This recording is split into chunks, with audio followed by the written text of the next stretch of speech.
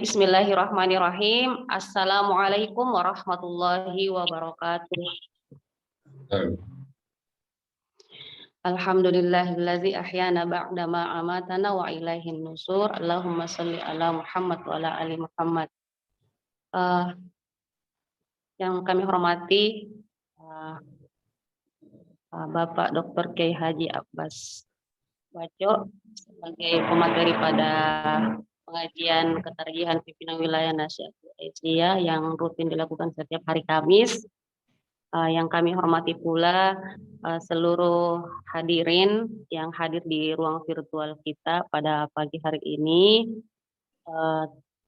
Ada ayahanda dari beberapa daerah, kemudian ada Ibunda Aisyah juga hadir, teman-teman pimpinan wilayah Nasyidul Aisyah Sulsel dan teman-teman pimpinan daerah Nasyidul Aisyah.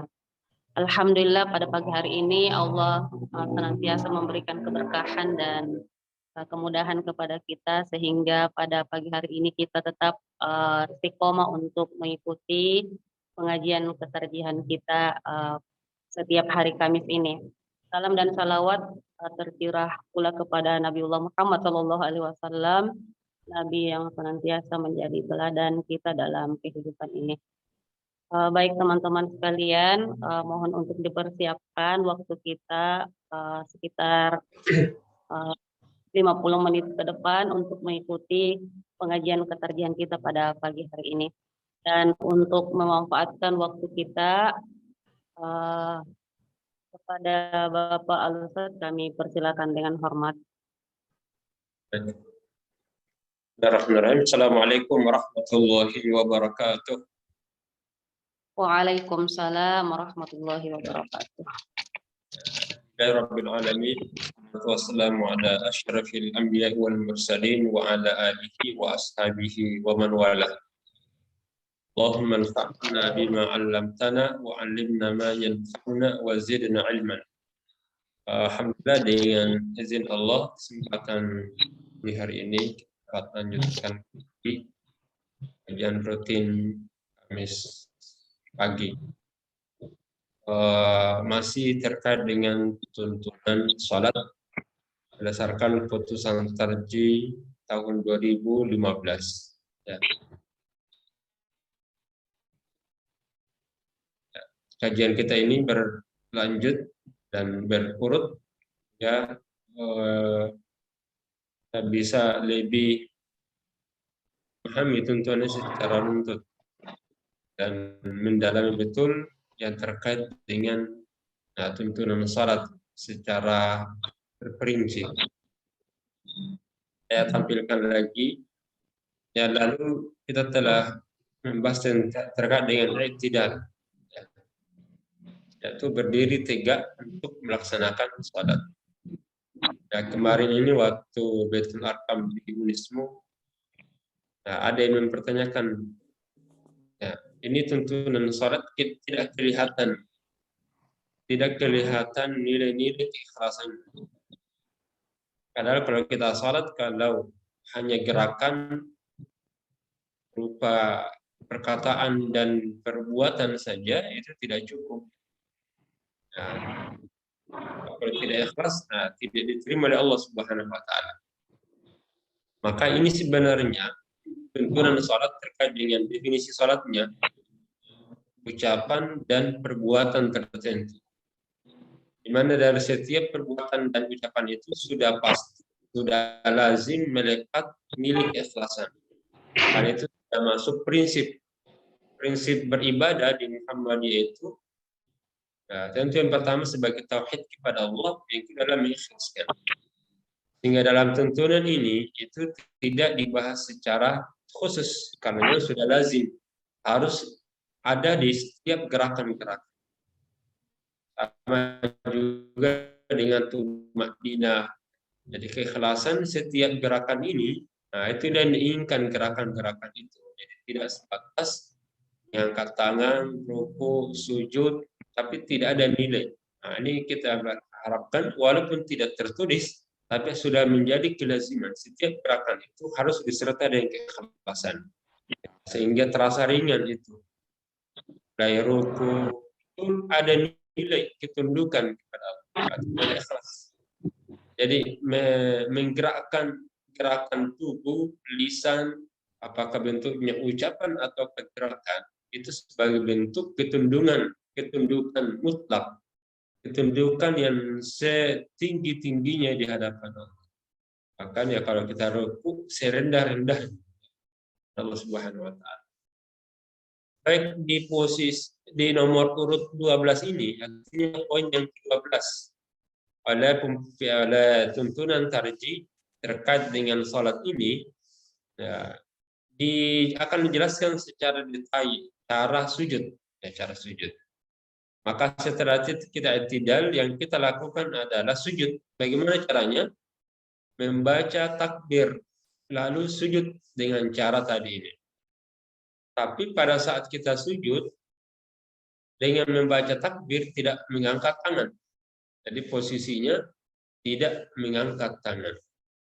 Karena posisi mengangkat tangan ketika takbir itu hanya saat takbiratul ihram, ketika ruku, bangkit dari ruku, dan naik untuk rakaat ketiga saat kita berdiri setelah tasyahud awal. Selain itu, bacaan takbir tidak diiringi dengan angkat tangan. Dengan cara apa kita sujud? Dengan seperti apa kita cara sujud ini? Poin A itu meletakkan kedua lutut di tempat sujud. Ya. Jadi yang harus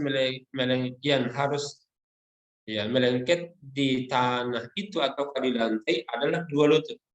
Harus ada. Harus terletak di atas lantai. Di tempat sujud dengan telapak kaki ditegakkan. Nah, berarti telapak kaki juga harus ditegakkan dengan menekukkan jari-jari kaki ke arah kiblat. Ya, jari-jari kaki ke arah kiblat. Itu yang poin yang pertama, bagian A itu, di mana posisi lutut itu kita letakkan keduanya di tempat sujud, di mana telapak kaki ini berdiri tegak. Ya. Dengan jari-jari kaki ke arah kiblat, berarti ditekukkan sedikit. Jadi ditekukkan begini ke arah kiblat. Yang kedua itu meletakkan kedua tangan. Ya. Berarti lutut, kedua tangan itu juga harus menyentuh. Selain kedua tangan, jangan sampai hanya satu, ya. Kedua tangan, dahi dan hidung di tempat sujud juga. Jadi bukan hanya dahinya, tapi hidung juga harus menempel di lantai. Kemudian tangan, merenggangkan kedua tangan dari lambung. Jadi biasa kalau yang sujud, tangan itu melengket dan tidak renggang dari lambung. Nah, dari tangan ini harus agak jauh dari lambung dan kedua siku diangkat.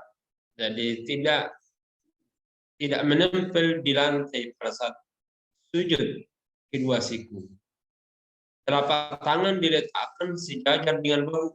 Telapak tangan diletakkan sejajar dengan bahu.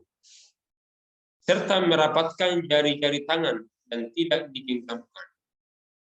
Nah, ketika bersujud membaca doa, Subhanakallahumma rabbana wa bihamdika Allahumma ghfirli. Saya ingin memperlihatkan dulu video terkait ini yang dari tarjih. Mungkin saya keluar dulu. Ya, saya memperlihatkan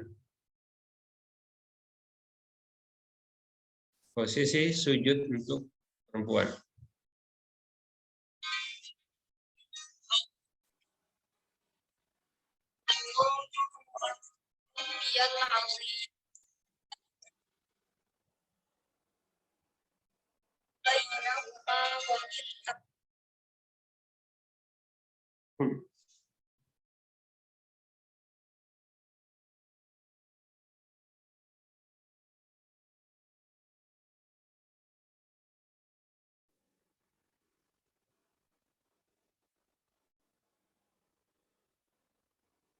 Ya, ini untuk sujudnya.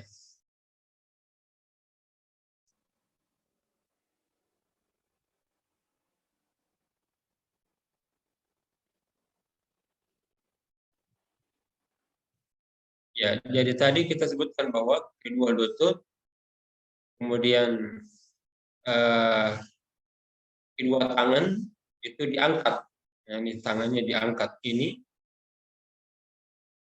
ya, dijauhkan dari kedua tangan dari lambung. Walaupun memang ada hadis Nabi bahwa kalau wanita sujud itu tangannya dirapatkan ke badan, ya, ke lambung. Ini hadisnya mursal, sehingga kita tidak gunakan. Jadi pada prinsipnya tata cara sholat laki-laki sama dengan tata cara sholat perempuan. Hanya nanti tinggal disesuaikan saja. Nah, kemudian dahi sampai, kemudian hidung juga sampai. Nah, ini yang kemudian kaki ini, nah, nanti tumitnya boleh direnggangkan, boleh juga dirapatkan. Ya, ini posisinya. Tangan, baik. Baik, saya kembali dulu ke materinya. Doa yang kita baca pada saat sujud ini, ya, Subhanakallahumma rabbana wa bihamdika Allahumma ghfirli. Sama kalau kita rukuk. Ini dibaca sekali. Subhanakallahumma rabbana wa bihamdika Allahumma ghfirli. Nah, atau bisa juga kita baca doanya Subhana rabbiyal a'la. Subhana rabbiyal a'la 3 kali. Atau doa subuhun Qudusun Rabbul Malaikati Warruh. Jadi subuhun, Qudusun Rabbul Malaikati Warruh. Ini 3 doa yang diangkat di himpunan putusan tarjih. Kita bisa milih dari ketiga ini. Ya. Setelah berdiri tegak dari ruku, ya, ini penjelasannya lagi. Kemudian melakukan sujud. Nah, sekarang apa dasarnya dalam Al-Quran tentang sujud ini? Dalam Al-Quran surah Hajj ayat 77 Allah perintahkan, Ya ayyuhalladzina amanu rka'u wasjudu wa'budu rabbakum waf'alul khaira la'allakum tuflihun. Hai orang-orang yang beriman, rukuklah dan sujudlah. Nah, di sini ada kata sujud. Ya, ini perintah dari Allah kepada orang beriman. Karena hanya orang yang beriman yang bisa sujud. Ya. Wa'budu rabbakum, dan sembahlah Tuhan kamu, wa'alul khaira, dan lakukanlah kebajikan, la'allakum tuflihun, agar kalian mendapat kemenangan. Artinya, ya, di antara hal syarat untuk bisa mendapatkan kemenangan itu adalah sujud. Itu sarana terbaik untuk bisa mendapatkan keberuntungan itu. Ada beberapa hadis Nabi di bawah ini akan dijelaskan tata cara tuntunan sujud menurut Nabi SAW. Nah, kita sebutkan tadi, jadi membaca takbir tanpa mengangkat kedua tangan, jadi tidak diangkat. Ketika mulai bergerak untuk melakukan sujud, jadi posisi bacaan akbar itu ketika, ya, mulai bergerak untuk melakukan sujud, membaca takbir. Jadi hal ini disebutkan pada hadis Abu Hurairah. Idza qumta ila sholati fakabbir tsumma qra' ma tayassara minal Qur'an. Ya, saya baca terjemahnya. Apabila kamu berdiri hendak mengerjakan salat, maka bertakbirlah. Lalu bacalah beberapa dari Al-Qur'an. Lalu ruku sehingga tenang, tumakninah. Kemudian berdirilah sampai lurus. Kemudian sujud sehingga tenang. Nah, di sini dalilnya. Kemudian sujud sehingga tenang, kemudian duduklah sampai tenang. Lalu sujud lagi sehingga tenang pula. Sampai selesai. Dari ini juga hadis riwayat Abu Hurairah panjang. Bagaimana tata cara ruku, sujud, ya, menurut Nabi SAW. Baik, kemudian bagian B ini penjelasannya. Meletakkan kedua lutut sebelum kedua tangan. Artinya pada saat kita sujud itu yang lidi pertama turun adalah lututnya. Ya, bukan tangan dulu. Nah, Dari mana dalilnya bahwa harus mendahulukan kedua tangan, kedua lutut? Nabi Sallallahu Alaihi Wasallam beliau dikisahkan bagaimana Nabi SAW salat ini oleh sahabat Wail bin Hujur. Idza sajada yada'u rukbatayhi. Nabi itu ketika dia sujud meletakkan kedua lututnya. Itu berarti lutut yang pertama. Idza sajada yada'u rukbatayhi. Nabi apabila sujud meletakkan kedua lututnya. Qabla yadayhi, sebelum kedua tangan. Wa idza nahadha, dan apabila bangkit, ini berarti berdiri untuk rakaat berikutnya. Rafa'a yadayhi qabla rukbatayhi. Nah, beliau mengangkat kedua tangannya sebelum kedua lutut. Jadi kalau sujud, lutut dulu baru tangan. Kalau bangkit dari sujud, maka tangan dulu baru kedua lutut. Ya, tidak.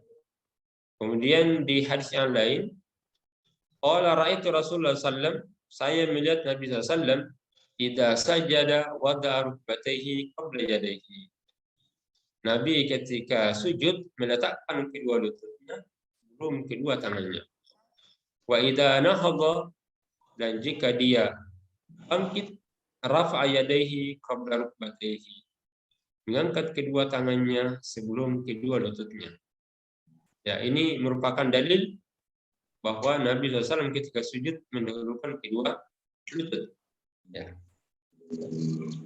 Adapun ada hadis dari Abu Hurairah, memang ada yang menyatakan, yaitu hadis Abu Hurairah yang menyatakan sujud dengan meletakkan kedua tangan terlebih dahulu dari lutut.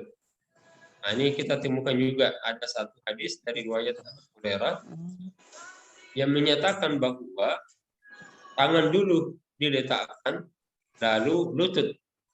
Tapi hadisnya inilah lemah, dhaif. Jadi hadis Abu Hurairah yang menyatakan sujud dengan meletakkan tangan lebih dahulu dari lutut adalah lemah, adalah dhaif. Mana hadisnya itu? Nah, sengaja kita angkat supaya kita bisa lebih tahu mana hadis-hadis yang sering diangkat oleh sebagian kaum muslimin bahwa ketika sujud mendahulukan kedua lutut, kedua tangan sebelum kedua lutut. Nah, ini yang digunakan. Qala Rasulullah SAW, idza sajada ahadukum. Jadi Nabi SAW berkata, jika salah seorang di antara kalian sujud, fala yabruk kama yabrukul ba'ir, maka janganlah berdekam, menderung, sebagaimana unta berdekam menderung. Dan hendaklah ia yadayhi, meletakkan tangannya, qabla rukbatayhi, sebelum lututnya. Nah, ini dari Abu Hurairah ini menunjukkan bahwa Allah SWT memerintahkan kalau sujud tidak boleh menyerupai deruman unta. Makanya Nabi dalam hadis riwayat Abu Hurairah ini memerintahkan letakkanlah kedua tanganmu sebelum kedua lututmu. Tapi hadis ini kita nyatakan tadi lemah. Ya. Baik, penjelasannya juga kenapa hadis ini lemah. Nah, alasannya adalah karena hadis ini maklub. Ya, maklub dalam ilmu hadis namanya terbalik. Namanya hadis maklub. Dan bertentangan dengan hadis Abu Hurairah juga yang lain. Jadi di putusan ini dijelaskan kenapa tidak menggunakan kedua lutut, kedua tangan sebelum lututnya, karena hadis ini lemah. Jenis kelemahannya namanya hadis maklub dan terbalik. Alasan yang kedua karena hadis ini bertentangan dengan hadis Abu Hurairah juga. Apa isi hadis Abu Hurairah itu? Ini diriwayatkan oleh Ibnu Abi Syaibah. An Abi Hurairah yarfa'uhu annahu qala idza sajada ahadukum falyabtadi bi rukbatayhi qabla yadayhi wala yabruk burukal fahal. Jadi Abu Hurairah menyatakan, ini hadisnya sampai kepada Nabi, bahwa ia berkata, apabila salah seorang kamu sujud, hendaklah dia meletakkan kedua lututnya sebelum kedua tangannya dan jangan mendorong seperti deruman unta, derumanya unta. Nah, apa kata Ibnu Qayyim? Menurut saya, hadis Abu Hurairah tadi itu yang menjelaskan bahwa mendorongkan kedua tangan, kami sebutkan terdahulu termasuk hadis yang terbalik, ya, hadis makhluk matanya di kalangan beberapa rawi. Aslinya adalah ini. Jadi asli hadisnya itu Abu Hurairah, dan hendaklah ia meletakkan kedua lututnya terlebih dahulu sebelum meletakkan kedua tangannya.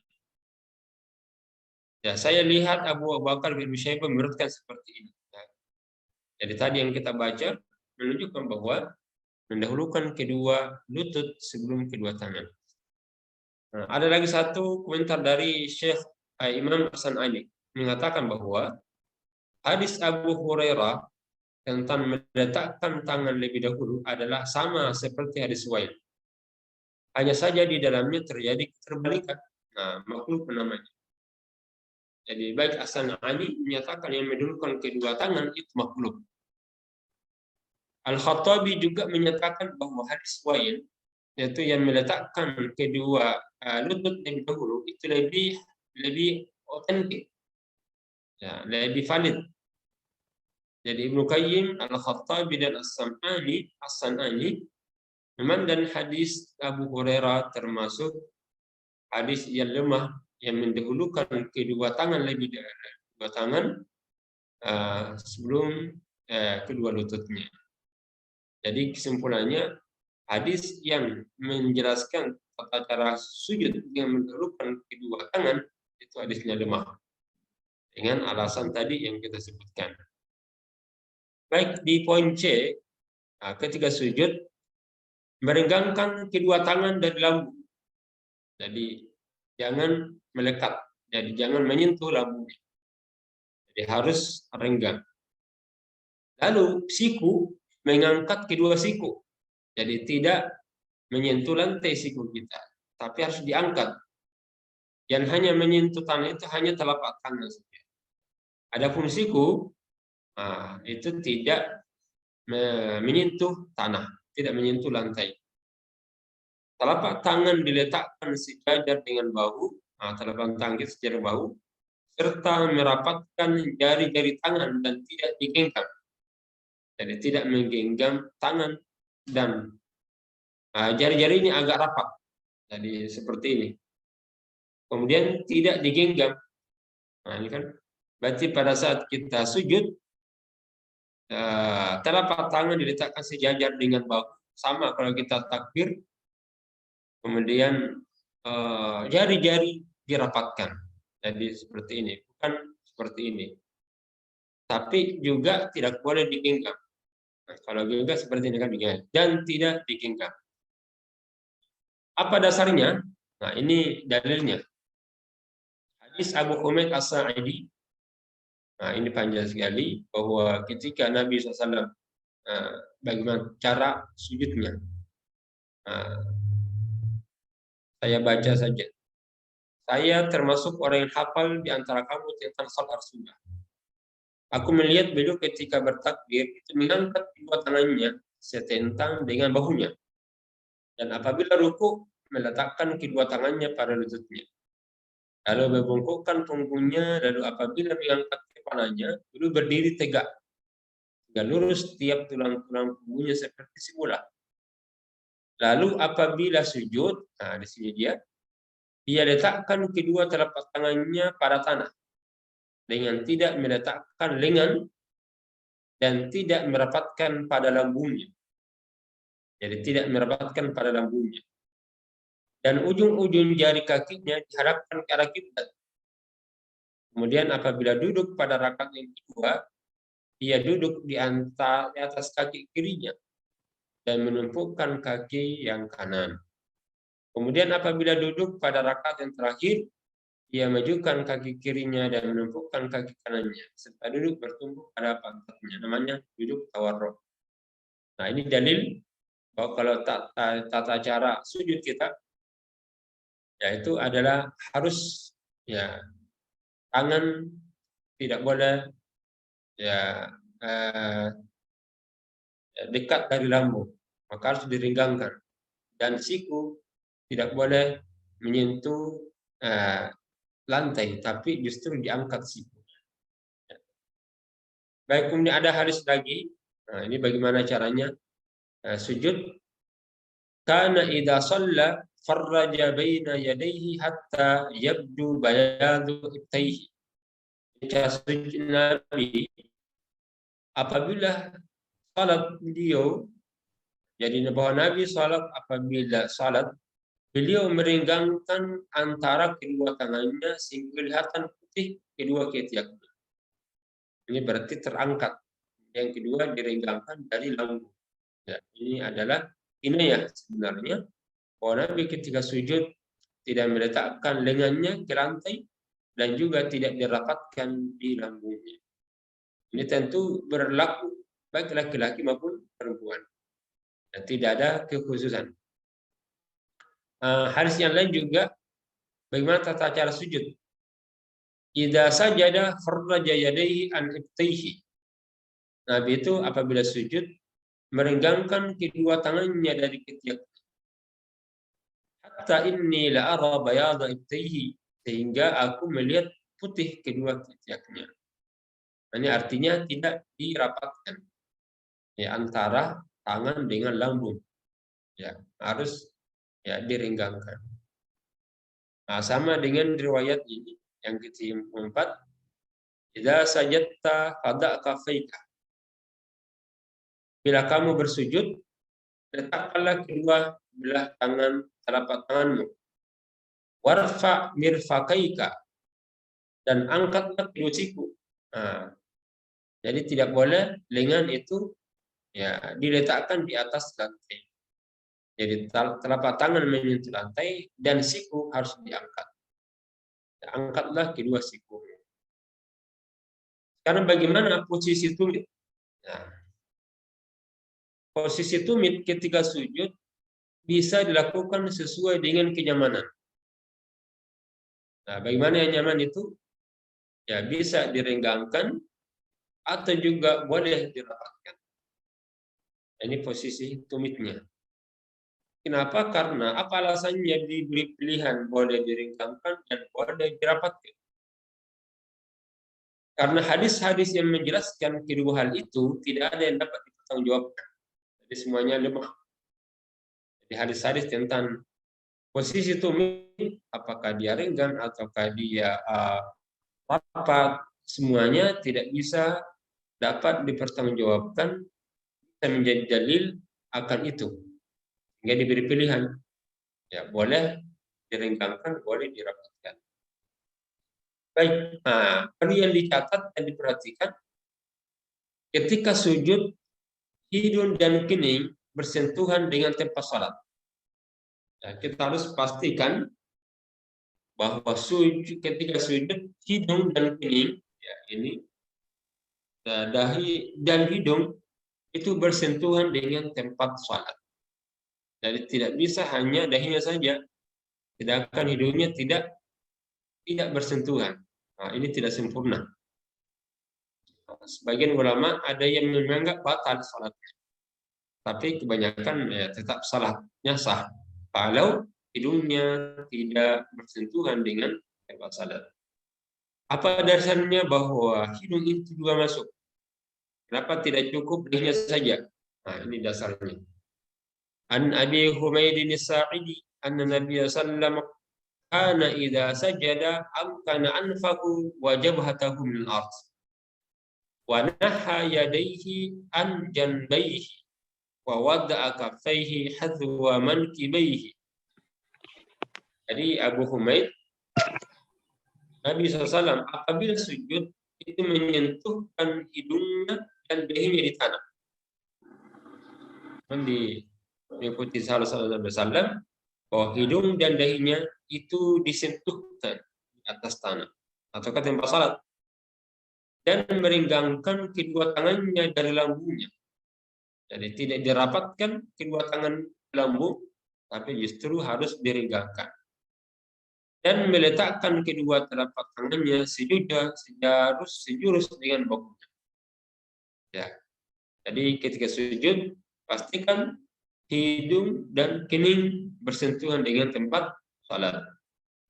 Ya, bahkan sebagian kecil ada dari ulama yang agak tegas keras bahwa salat yang tidak tersentuh, jadi kalau hidungnya tidak menyentuh dianggap batal. Ya, tapi di sini ya, jumhur menyatakan tidak, itu termasuk anjuran. Tapi sebaiknya harus menyentuh dahi dengan kedua dahi dengan hidung. Baik, sifat sujud yang lain, hendaklah sujud dengan sujud tulang. Ya, jadi pastikan saat sholat dan melakukan sujud, ya, yang diperhatikan adalah dahi ini masuk hidung. Kedua telapak tangan harus menyentuh tanah, lantai. Dua lutut juga harus menyentuh lantai. Dan dua ujung kaki juga harus menyentuh lantai. Yang dimana ditekukkan kemudian menghadap ke arah kiblat. Nah, dari mana dasarnya ini? Nah, ini.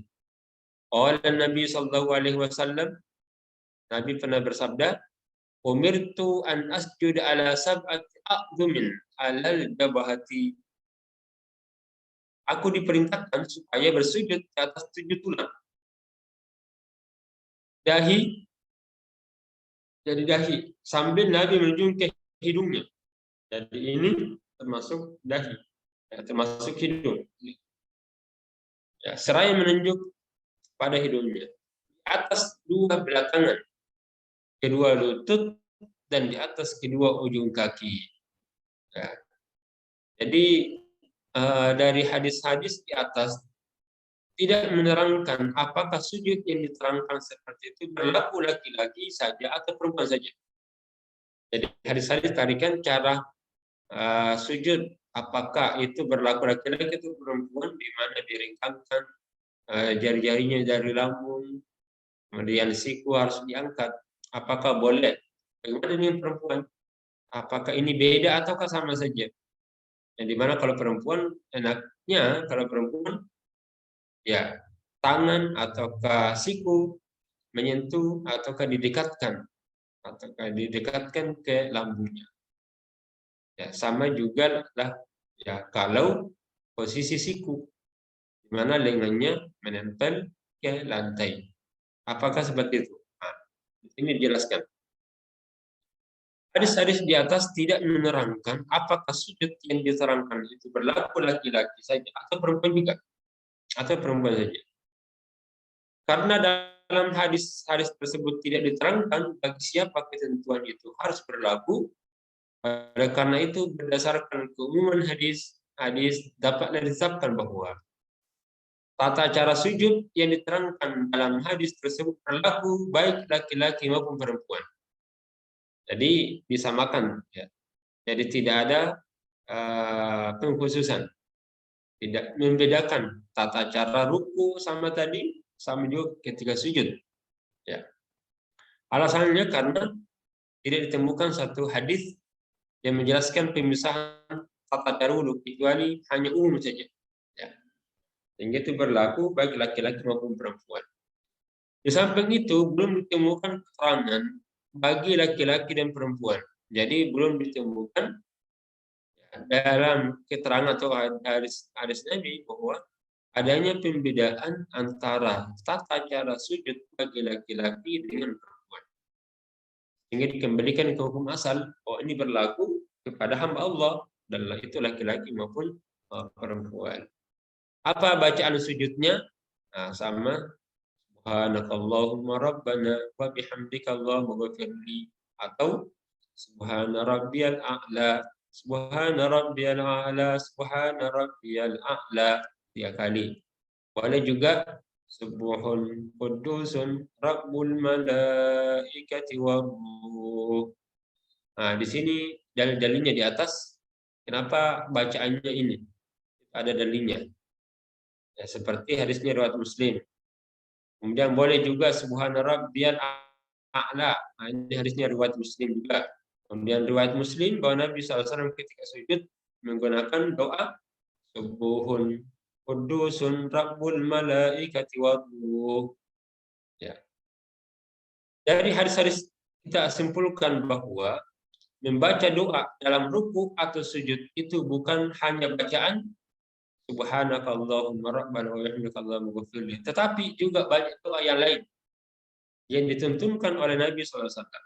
Akan tetapi bacaan subhanakallahumma rabbana wa bihamdika allahumma ghfirli merupakan bacaan yang sering dibaca oleh Rasulullah ketika rukuk dan sujud. Ini dikuatkan dari hadis riwayat Bukhari dari Aisyah. Karena Rasulullah SAW yuksiru an yakula fi ruku'ihi wa sujudih.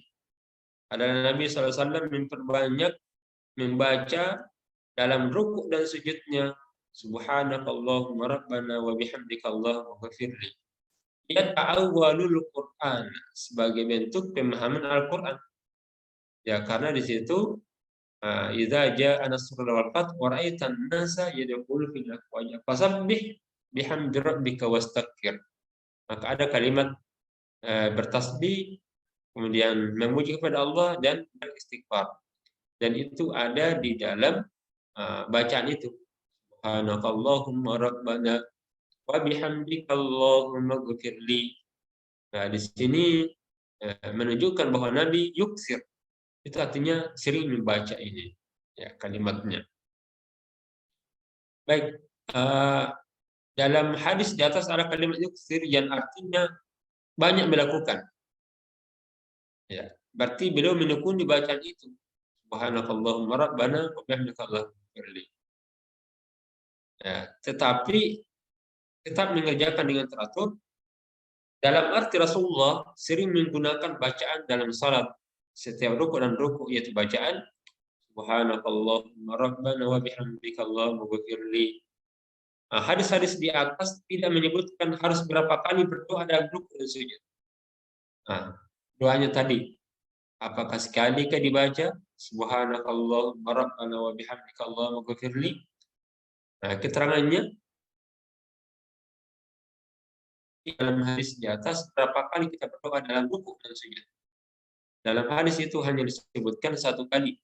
Akan tetapi hal itu bukan berarti bahwa membacanya itu harus satu kali.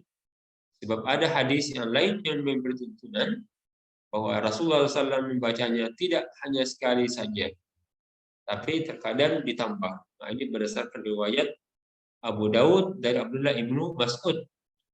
Nabi, idza raka'a ahadukum, jika kalian rukuk di antara kalian, falyakul salasa marrat, maka bacalah 3 kali subhana rabbiyal azim. Wa idza adnahu, sama kalau kita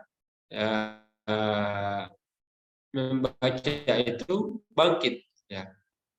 Falyakul, ya, kalau sujud sama juga subhana rabbiyal a'la salasan wa dzalika adna, paling sedikit kalau kalimat subhana rabbiyal a'la. Dan ini juga ada riwayat ma ra'aitu ahadan asbah Rasulullah, saya tidak pernah melihat salatnya sama dengan Nabi melakukan ya Umar.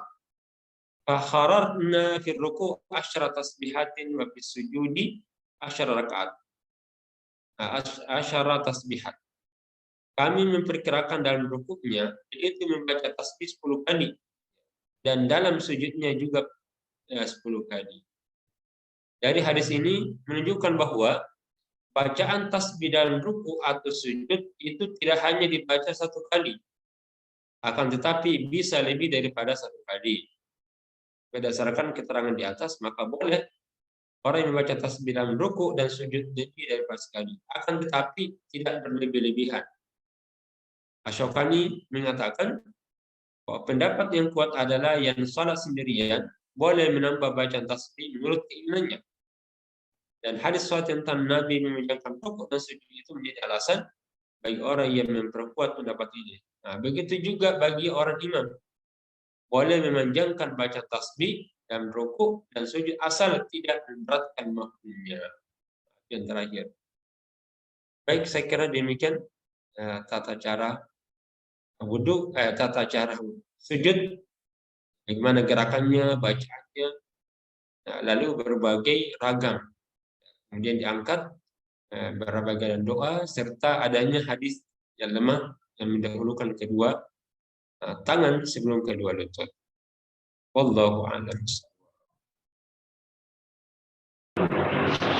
Baik, alhamdulillah demikian penjelasan tadi terkait dengan tata cara sujud beserta bacaan-bacaannya, dan selanjutnya kami persilahkan kepada seluruh hadirin yang hadir mengikuti kajian Kamis pagi kita ini untuk bisa mengajukan pertanyaan atau menyampaikan pendapat-pendapat lain yang bisa didiskusikan kepada Ustadz. Kami persilahkan kepada teman-teman atau hadirin, ya, bisa bertanya secara langsung atau menyampaikan pertanyaannya lewat kolom kita.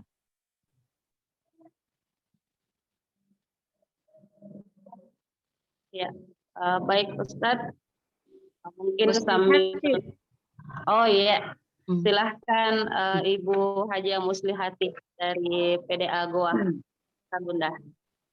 Bismillahirrahmanirrahim. Assalamualaikum warahmatullahi wabarakatuh. Waalaikumsalam. Alhamdulillah, terima kasih. Saya langsung saja. Yang ingin saya tanyakan Ustadz, tadi dijelaskan bahwa ada 7 bagian yang kalau kita sujud itu akan tersentuh langsung oleh tempat sujud. Yang banyak dipertanyakan oleh masyarakat itu sujud dahi tersentuh dengan tempat sujud, tetapi kadang teralasi dengan mukena. Itu Ustadz, bagaimana kalau yang hal demikian? Sujud tapi kadang kalau perempuan itu mukenanya lari naik jadi teralasi oleh mukenanya di tempat sujudnya. Ya. Kedua, tadi dikatakan bahwa pada saat sujud itu Nabi sampai kelihatan ketiak putihnya. Ya. Dan antara perempuan dan lelaki itu tidak dibedakan. Artinya kalau sujud berarti dan tidak tersentuh oleh lambung, berarti di siku itu Ustadz agak naik dan agak renggang ya. Karena kadang kalau kami melihat di lapangan itu kalau perempuan agak masuk-masuk sedikit Ustadz sikunya. Kalau laki-laki dia kayak renggang kangi, agak lebar sedikit. Ketiga Ustadz, kalau kita mengikuti salat jamaah, tadi itu dikatakan pada saat sujud, pada saat membaca subhanaka Allahumma rabbana wa bihamdik, itu hanya 1 kali tadi dilihat. Kemudian kalau dia subhana rabbil a'la itu sampai 3 kali. Dan pertanyaan saya Ustadz, kadang kalau kita ikut jamaah itu bacaan-bacaan itu anggaplah lama imam. Jadi kadang kita terulang itu bacaan. Itu pada saat sujud. Tetapi yang ingin saya tanyakan Ustadz, pada bacaan-bacaan lain kalau kita ikut jamaah, kadang itu seperti pengompok Ustadz. Ayat-ayat pendek itu kita lama habis. Tapi imam belum juga ruku atau sujud. Nah, kalau hal-hal demikian Ustaz, kira-kira apa yang dibaca sehingga pikiran tidak jalan kemana-mana? Itu Ustaz. Supaya bisa lebih khusyuk. Iya, makasih banyak Ustaz. Sementara. Assalamualaikum warahmatullahi wabarakatuh. Assalamualaikum warahmatullahi wabarakatuh. Baik Ustaz, mungkin tadi bisa disimak langsung pertanyaan. Ya, baik. Jadi dari yang pertama tadi memang Nabi perintahkan innallah, bahwasanya Rasulullah SAW memerintahkan ketika sujud meletakkan 7 anggota dari badan kita ini. Tadi itu kedua kaki, kedua lutut, kedua tangan, dan wajah. Wajah itu maksudnya adalah dahi termasuk hidungnya. Nah, bagaimana kalau ternyata ya ada sajadah ataukah terhalang dengan mukna?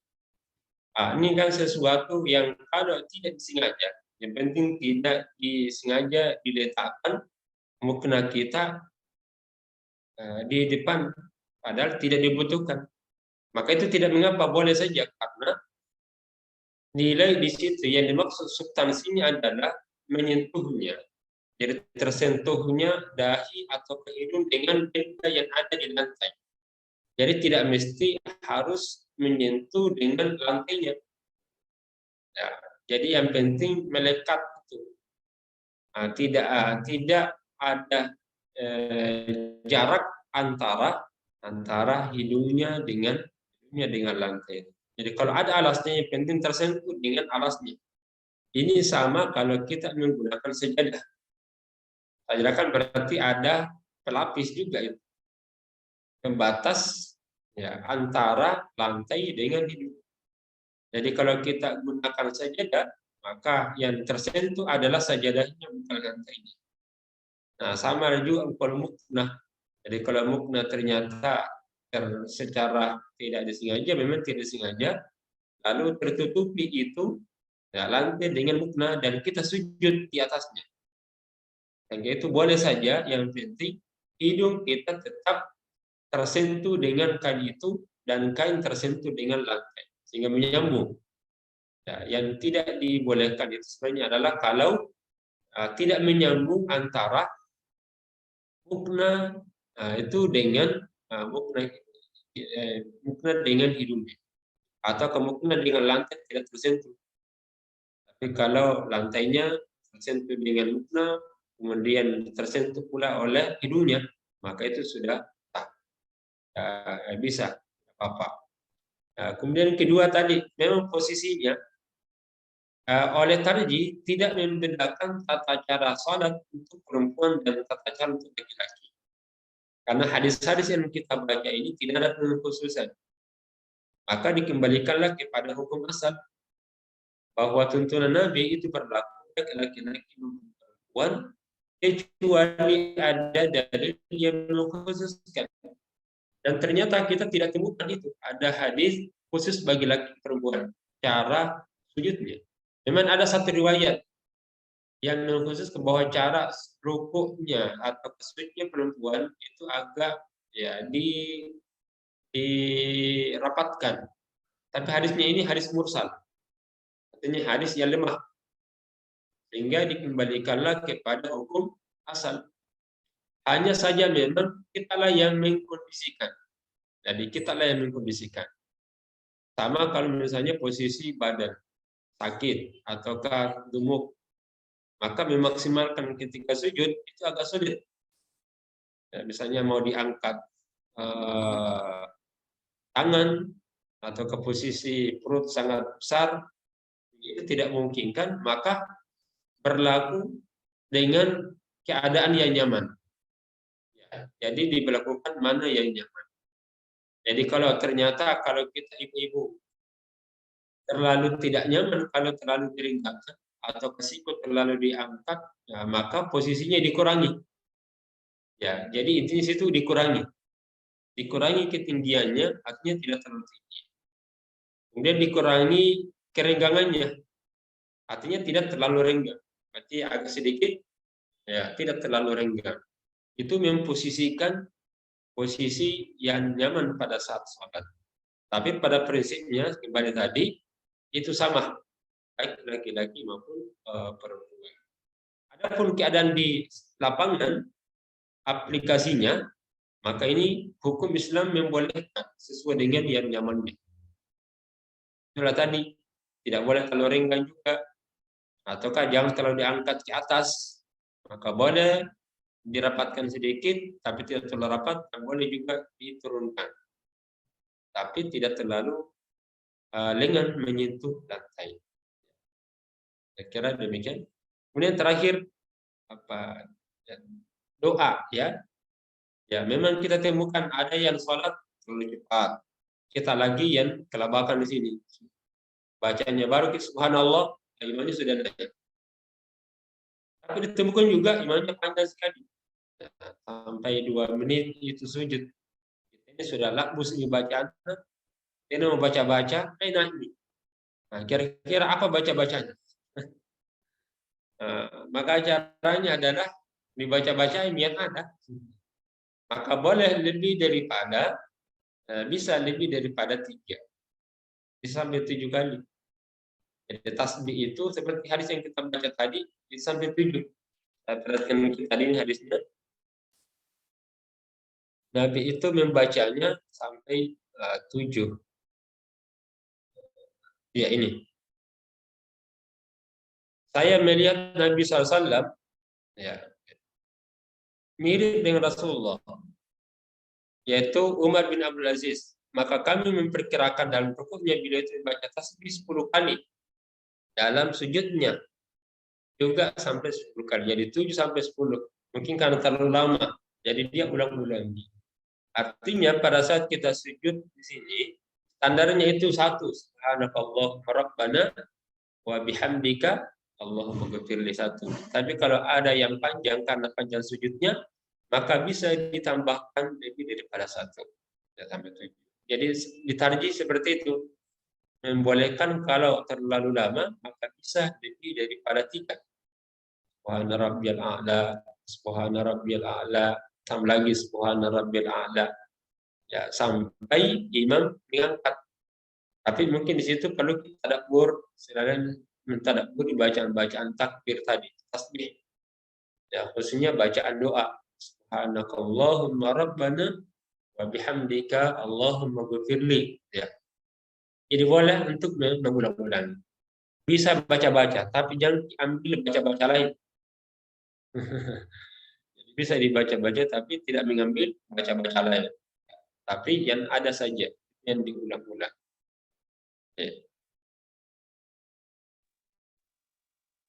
Nah, kalau doa-doa yang lain, misalnya apalagi bahasa Indonesia, yang ya Allah, ini saya punya anak laki-laki ini belum pun nikah. Cepatkanlah supaya dapat jodohnya. Nah, jangan dibaca. Jadi bisa dibaca di luar.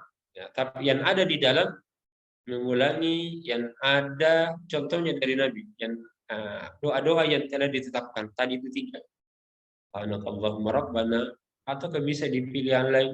Subhana rabbiyal azim, atau subuhun kudusun rabbul malaika. Ini yang kita ulang-ulang. Ya. Dan demikian Allah.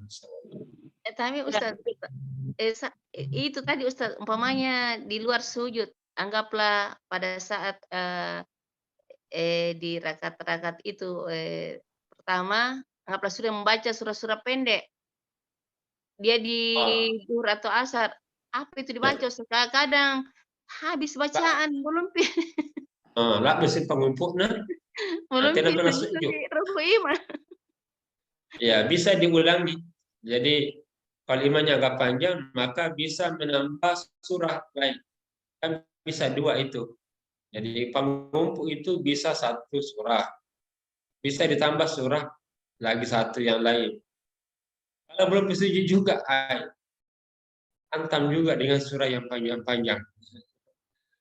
Di situ ya lomba-lomba tahu. Jadi bisa dibaca, bisa menyambung dengan surah yang lain. Daripada menghayal, nanti lihat, oh ini Mas Anggu belum bisa turunkan ini. Lebih bagus bisa menambahkan dengan ya bacaan surah-surah lainnya. Jadi mungkin supaya laku bacaan tak menghafal juga surah-surah, tambah-tambahi hafalan. Ya, Ustaz. Makasih Ustaz. Ya. Oke, baik para hadirin yang hadir di kajian kita pagi hari ini. Alhamdulillah demikian tadi penjelasan dan sesi tanya jawab yang dibawakan oleh Bapak Al-Ustadz. Untuk pagi hari ini kita cukupkan 1 penanya, ya, 1 penanya, tapi ini mewakili 3 penanya. Oke, alhamdulillah, terima kasih Ibu. Selanjutnya sebelum kita menutup kajian kita hari ini, kami kepada Ustadz untuk memberikan penutup atau kata-kata terakhir sebagai penyemangat kita di pagi hari ini melewati hari-hari ini. Kepada Ustadz disilakan. Jadi baik, jadi puncak ibadah itu adalah ketundukan di hadapan Allah Subhanahu wa taala. Sehingga tidak ada jarak antara diri kita itu dengan Allah. Inilah puncak kekuatan para hamba adalah saat dekat dengan Tuhannya, dekat dengan Allah. Dan itu ada pada posisi sujud. Pada karena itu syukuri Allah yang memerintahkan untuk selalu bersujud. Itu artinya Allah sayang dengan kita supaya kita dekat dengan Allah Subhanahu wa taala. Kemudian terakhir bahwa gerakan-gerakan yang kita laksanakan itu dimaksimalkan, ada ruhnya, dan ruh gerakan itu adalah keikhlasan, dengan memaknai setiap gerakan itu sebagai bentuk ditundukkan di hadapan Allah Azza wa Jalla. Yakin itu akan membuka ladang-ladang keberuntungan. Ya. Wassalamualaikum warahmatullahi wabarakatuh. Waalaikumsalam warahmatullahi wabarakatuh. Alhamdulillahirrabbilalamin. Demikian tadi kajian kita. Semoga memberikan manfaat dan keberkahan bagi kita semua. Dan saya mengucapkan kepada Bapak Al-Ustadz banyak-banyak terima kasih. Dan seluruh hadirin peserta kajian hari ini. Semoga Allah melimpahkan pahala kepada kita semua. Amin. Demikian pengajian atau kajian ketarjihan kita hari ini. Insya Allah akan dilanjutkan pada pekan selanjutnya dengan materi yang sama, masih pada bab salat. Sekali lagi saya ucapkan terima kasih dan marilah kita menutup pengajian ketarjihan kita pada pagi hari ini dengan melafazkan hamdalah. Alhamdulillahirrabbilalamin. Dan saya akhiri dengan ucapan albirru manittaqo. Assalamualaikum warahmatullahi wabarakatuh. Warahmatullahi wabarakatuh.